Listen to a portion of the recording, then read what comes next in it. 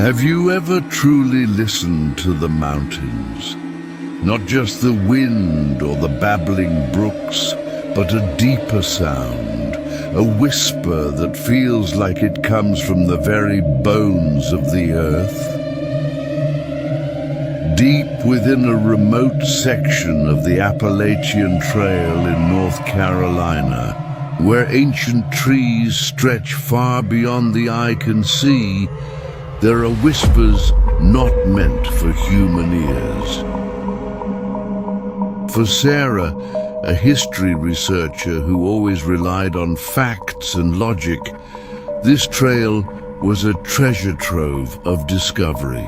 She led her team, Jake, a daring adventurer always seeking new thrills for their video channel, and Emily, the quick-witted and slightly timid camera woman, always ready to capture every moment. Their goal, to find the remains of an ancient hiking path rumored to have been lost from maps for over a century. A pure adventure, they thought. They started their journey in the early morning, with the sun filtering through the tree canopy, creating captivating patterns of light and shadow. The mountain air was fresh and cool, carrying the scent of pine and damp earth. It was a beautiful, peaceful, and deceptive scene. According to this old map, there should be a marker around here, Sarah said, comparing the worn parchment to her GPS screen. The GPS suddenly made an odd sound, a series of unnatural clicks and hisses. Jake laughed. The GPS must not like history, Sarah. However, as they ventured deeper, the air changed. A piercing cold began to settle, as if the temperature dropped drastically in a matter of seconds. The scent of pine was replaced by a strange smell, a damp, ancient, mossy odor mixed with something sweet and decaying, like flowers wilting in a graveyard. Then Emily stopped. "Do you guys hear that?" she whispered, clutching her camera tightly.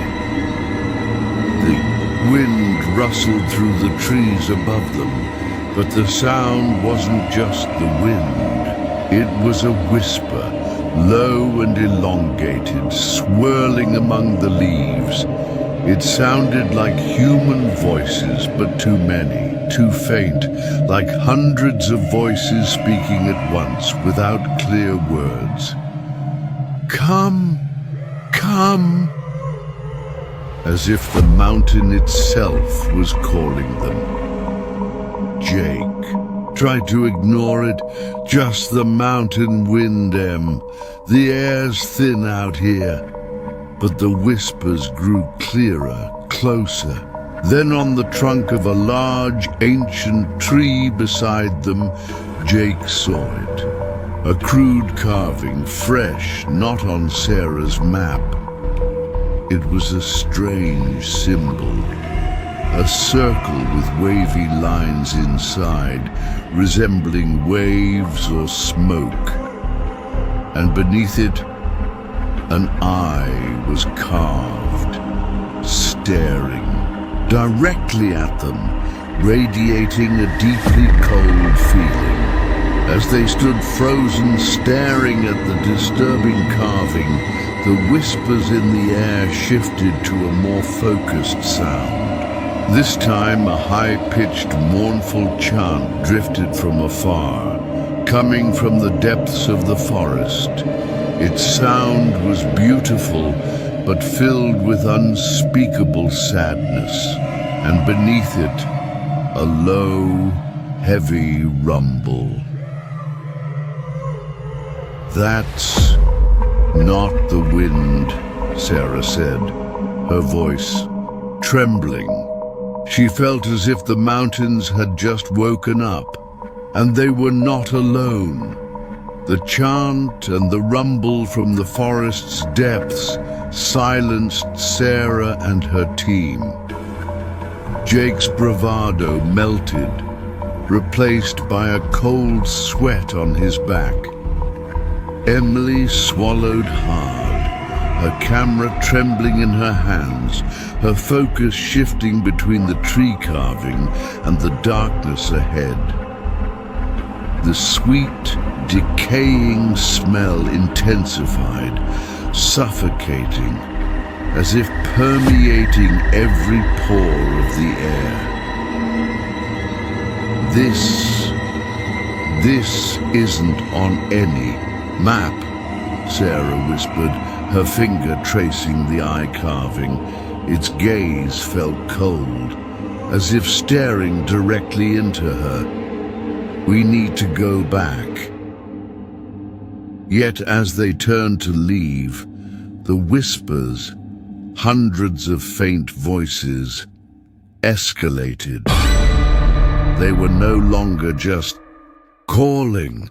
They now felt like they were closing in, surrounding them, whispering from behind every bush, every tree. Don't leave. There's a way, only for us. Jake tried to speak, but his words caught in his throat. The air around them grew heavy, as if an unseen presence was pressing down. The rustling of leaves sounded like unseen footsteps, crunching over dry foliage. Then, among the trees to their left, they saw it, not a path, but a naturally formed dark passage of tightly grown trees, almost like an inviting tunnel. No light penetrated it, only solid darkness. And from that darkness, a faint red glow flickered, as if an eye was watching them. "Look at that," Emily said, pointing with a trembling hand. The red light blinked twice, then vanished. The mournful chant from afar suddenly shifted, becoming a clearer, more captivating melody. It was a strange tune, as if composed of several harmonious voices, yet each note was filled with profound sorrow. It was a seductive song, promising peace and discovery, yet in every note there was an ominous promise. "It's like a lullaby," Jake whispered, his eyes fixed on the dark tunnel. His usual caution was now replaced by a strange curiosity. Maybe it's an unknown shortcut. Sarah felt a creeping dread. She knew that song was dangerous. "No, Jake, this is wrong. The maps show nothing there." But Jake seemed not to hear her. He began to step forward, slowly, as if drawn by an invisible melody. Emily, always meticulously documenting, suddenly turned off her camera. Her eyes were glazed over, and she stared into the dark passage with a strange expression, like someone who had just remembered a long-forgotten dream. "This is where we're supposed to be," Emily said, her voice soft and flat. It wasn't quite her own voice. Sarah shivered. Emily's voice had an echoing quality, as if other whispers lay beneath it. The sweet, decaying scent grew stronger, and Sarah realized it wasn't just from the forest, but also from Emily, or rather from something growing within her. She saw a fine greenish strand of hair on Emily's arm, which hadn't been there before. Suddenly, from the darkness of the passage, came the sound of footsteps. Not distinct human footsteps, but a soft, heavy dragging sound, as if something large and uneven was being pulled across the damp ground, and beneath that sound, a slow, wet dripping. A shadowy, indistinct figure, impossibly tall and slender, began to emerge from the passage's depths. Its form was blurry, as if made of mist and decaying leaves, yet it moved with a chilling purpose. The shadow stopped at the threshold of the darkness, and from within it, a voice unnervingly similar to a human's called out, soft and alluring, yet profoundly wrong, too perfect, too empty. Welcome, traveler. You have been found. The voice sounded like a blend of Liam's voice, then Emily's, then Sarah's own. It was their voices, but not them. Sarah felt her heart pound. They had strayed far from the trail, and the mountain she knew was waiting to claim its next offering. I have continued the story in part 2, building the conflict with the appearance of the mysterious passage and the alluring mimicked voices. I've also started to hint at the true nature of the threat with the fading carvings and the echoing voices. The shadow figure stood at the threshold of the dark passage, its mimicked human voice sending shivers down Sarah's spine. Jake, seemingly hypnotized, took another slow step forward, his eyes fixed on the inviting gloom. Emily, her face pale, offered no resistance, a strange, serene acceptance in her gaze. The faint greenish strand on her arm pulsed with a barely perceptible light. "Jake! Emily! Stop!" Sarah cried, her voice raw, but it was lost in the intensifying chorus of whispers that now emanated from the passage itself. The whispers were no longer just indistinct voices. They were clearer now, distinct, overlapping fragments of conversation, laughter, cries, all swirling together in a dizzying current. It was the cacophony of countless human lives echoing from the dark depths. The sweet, decaying smell was overwhelming, laced with a new, sharp scent, something metallic and earthy, like freshly turned soil mixed with ancient copper. The rhythmic dragging sound behind the shadow figure intensified, accompanied by a soft, wet thudding, as if something large and heavy was being continuously pulled deeper into the tunnel. Sarah grabbed Jake's arm, trying to pull him back, but his muscles were rigid, unyielding. It was as if he were dreaming, unable to break free. The shadowy figure began to slowly recede into the dark passage, pulling Jake and Emily with it. The faint red glow within the tunnel brightened, revealing glimpses of twisted roots and slick, damp earth on the walls. "Don't go!" Sarah pleaded, desperately pulling at Jake. Her fingers brushed against the back of his neck, and she felt something unsettling, a faint, almost imperceptible roughness on his skin, like tiny, newly formed scales. As they were drawn deeper, the voices within the tunnel surged. Sarah could now distinguish individual whispers, chillingly familiar. "Mother, why did you leave me?" a child's voice pleaded. "The harvest is rich this year." A gruff, male voice chuckled.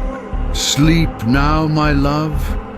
The mountain will keep you warm," a woman's voice soothed. These weren't just echoes. They were memories, playing out, enticing, consuming. The shadowy figure, now deeper within the passage, seemed to grow more defined. Its impossibly tall, slender form began to show subtle textures, hints of bark-like skin, patches of clinging moss, and between them, glimpses of something dark and ancient, like petrified wood or hardened root. Its eyes, the faint red glow, pulsed with a hungry, deep intelligence. Suddenly, Emily looked back at Sarah, her eyes wide, but now filled with a strange, profound sadness. "They just want to be remembered, Sarah," she whispered, her voice layered with echoes, "to be part of something everlasting." A single dark, viscous tear, glistening with that faint greenish light, rolled down her cheek, a tear that smelled faintly of damp earth and decaying leaves. Sarah stumbled backward, breaking free from Jake's unyielding grip. The air in the passage, thin and humid, filled her lungs with the sweet, decaying scent, and she felt a sudden, profound weariness wash over her, a desperate urge to lie down, to rest, to let the myriad voices guide her. Her eyelids felt heavy, her thoughts blurring. The shadowed figure and her friends vanished completely into the deep passage, the red glow receding into the darkness. The dragging and thudding sounds faded. Only the pervasive, hypnotic hum of the mountain remained, a low, resonant drone that seemed to vibrate through the very earth. Sarah was left alone on the threshold of the dark passage, trembling, a chilling realization slowly forming in her mind. The Appalachian Trail wasn't just a path.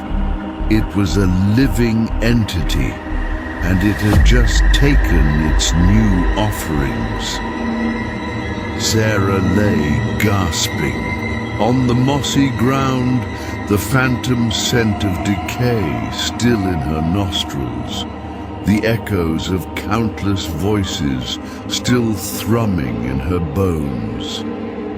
Jake and Emily were gone, swallowed by the mountain's beckoning darkness. The passage, where they had vanished, now looked like any other part of the dense forest. Just a thick wall of trees and shadow, utterly unremarkable. Yet, the air itself seemed to vibrate with a low, constant hum, a resonance that spoke of immense, ancient power. She eventually found her way back to her car, guided by a primal instinct for survival. The drive back to civilization was a blur of shaking hands and fragmented memories. She tried to tell her story of the glowing eyes and the voices, of her friends being pulled into the earth, but the words sounded insane even to her own ears. The authorities listened politely, chalking it up to a hiking accident, a sudden, inexplicable disappearance in the vast, unforgiving wilderness. Sarah retreated from the world. Her research, once her passion, now felt tainted.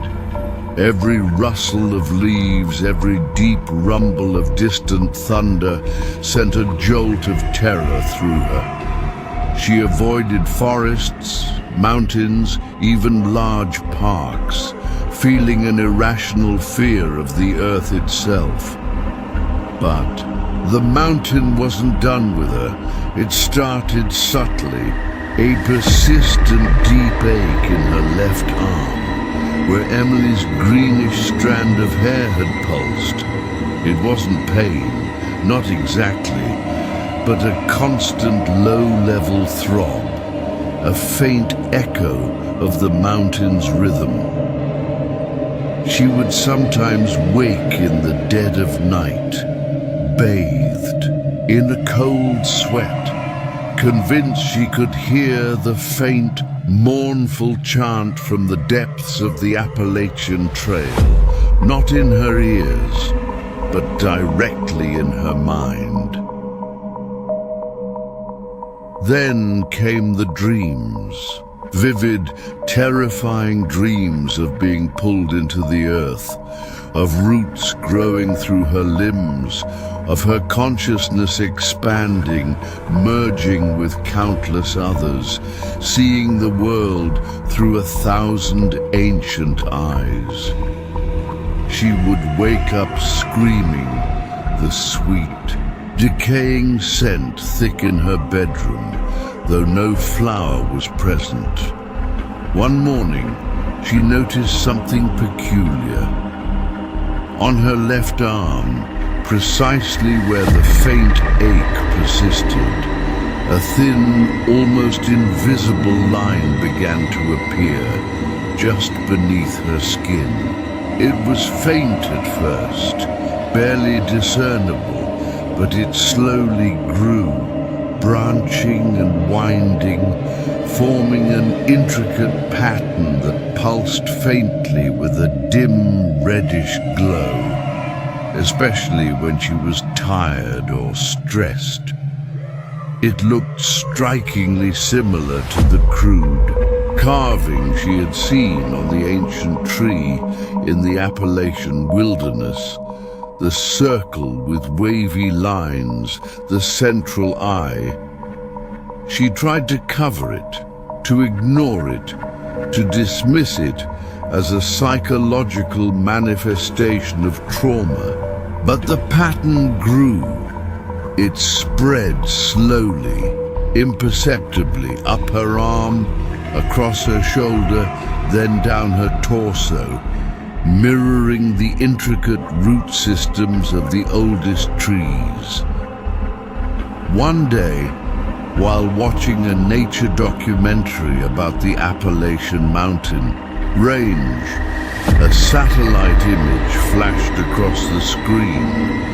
It was a thermal map showing unusual energy anomalies deep beneath the forest floor. And in one specific remote section, where the lost trail was rumored to be, a vast, intricate network of glowing reddish lines pulsed beneath the earth, eerily similar to the pattern now spreading across Sarah's body. The image vanished, replaced by a smiling narrator. But for Sarah, the world had changed. The Appalachian Trail wasn't merely a path through nature. It was the living, breathing skin of an ancient entity, an immense primeval organism that stretched for miles beneath the earth. The community wasn't human. It was the collective consciousness of everything the mountain had absorbed over centuries. Animals, trees, water, and indeed lost travelers. The mimicry of human voices, the lullabies, the psychic lures, these were its methods of communication, its way of drawing new offerings into its vast symbiotic embrace. Sarah hadn't escaped the mountain. She had been chosen. The faint ache, the pulsating pattern, the subtle hum she heard, these weren't symptoms of a haunting. They were the signs of a deep, indelible connection. The entity hadn't fully consumed her friends. It had absorbed them into its consciousness. And now it was extending its reach through Sarah. The mark on her arm wasn't a scar of escape. It was a brand of initiation. The mountain didn't want to kill travelers. It wanted to become them. It wanted their stories, their memories, their consciousness to add to its infinite, ever-growing awareness. And Sarah, the history researcher, who sought forgotten trails and ancient truths, had become its newest, most perfect conduit. She was its eyes in the modern world, its ears in the bustling towns, unknowingly carrying the essence of the ancient Appalachian horror, allowing its whispers to reach beyond the remote wilderness. Until one day, the entire world might truly hear the mountain's call and willingly become part of its unending, undulating pulse. The trail, she now knew, never truly ended.